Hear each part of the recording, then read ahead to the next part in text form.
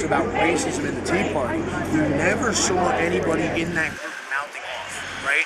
You never saw, you would see these full videos of people standing around the guy with the Obama's Hitler sign, or standing around with the taxes is the new slavery, don't try to turn me into an N-bomb, some nonsense like that.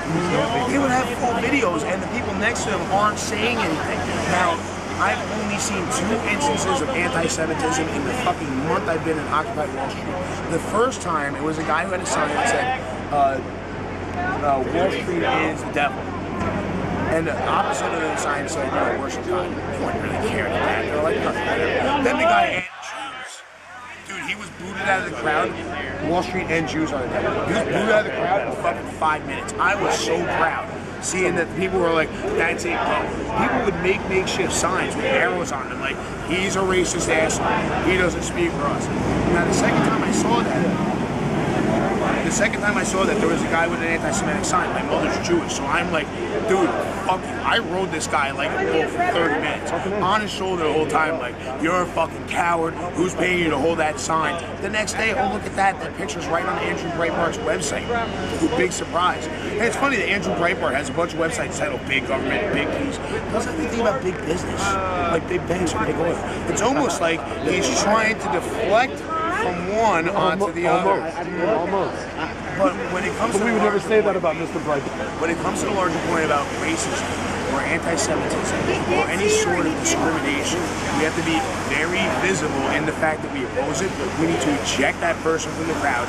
You need to shadow that person everywhere they go, so you're witnessing who they're taking conversations with. If you see people who are trolling in the sense of like taking videotapes and asking stupid questions, follow them when they walk off location. So a lot of times these guys will literally just hand off a camcorder to somebody else, and they don't see it on fucking Andrew Breitbart's website or Matt George's website or some corporatist troll's website. You have to shame them, but you also have to be absolutely vocal in that that's not who I am. Dude, my freaking Twitter account floods now with right-wing nut jobs. And I use that term lovingly, Because our uncles and our aunts and our grandparents are right-wing. When they talk about, like, why are you always apologizing to the world? Because you're embarrassing, dude.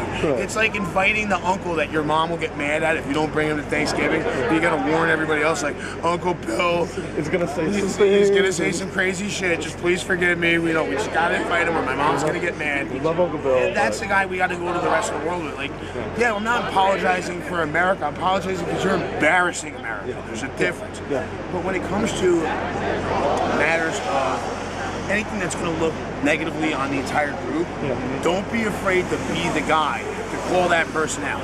Don't be afraid to follow that guy wherever he goes.